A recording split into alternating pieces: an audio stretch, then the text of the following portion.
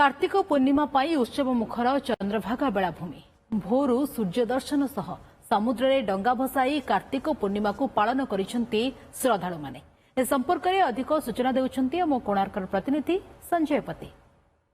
रेवा तीर्थ भाव परिचित यह चंद्रभागा तीर्थ आज प्रत्युषरू हजार हजार संख्यार श्रद्धालु माने से अतीतर गौरवमय इतिहास को मन पकाइवाई डंगा भसई और विशेषकर सूर्य भगवान को दर्शन कर ये हूँ सूर्य भगवान जन्म क्षेत्र जो विश्वास रही सूर्य भगवान को दर्शन कर चंद्रभागा तीर्थ बुड़ पकाई और डंगा भसाइले अनेक पुण्य मिलता है।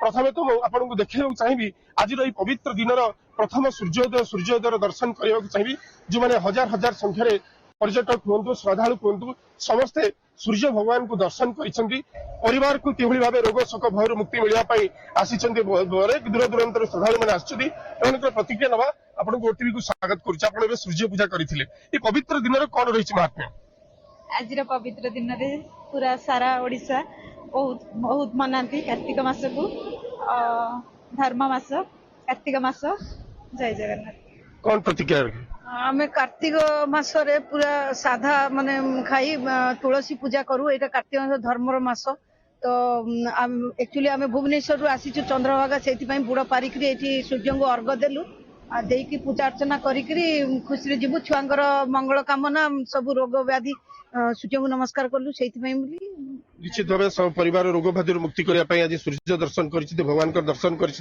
अलभ्य दर्शन आप केते आनंद केते खुशी लगुच। बहुत खुशी कार्तिक मास होची हमर 12 मासरे सर्वश्रेष्ठ मास। ए मास सारा माँ माने अभिषेली माने आमे समस्त गाँव पुर परिले पूजा करिथाउ।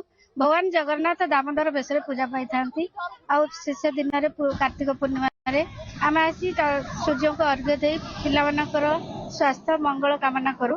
आज दिन टी आम समस्त सुखमय हो आ स्वास्थ्य समस्त भल रहू। चंद्रभागा सूर्य जन्म स्थान पवित्र स्थान 7 थर गंगा जीवु जहाँ चंद्रभागा बुड़ पकईबू ता गंगा भाषा मोर सूर्य 2 पद किसी कहवाकू चाहूचे। नमस्ते केशव प्रिया नमो महादूति जवा शुभम कश्रुत तम तन कांति उदय रे ब्रह्म रूप मध्ये महेश्वर अंत काले श्रृंग विष्णु मुराति तुम्भर हे पापनाशनाकारी आहे दिवाकर तुम पादे करू अछु कोटि नमस्कार।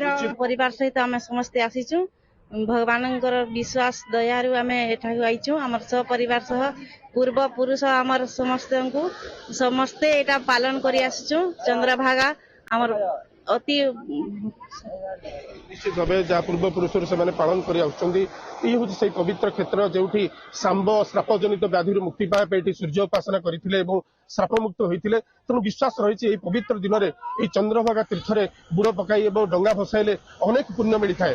चंद्रभागा संजय पति ओटीवी।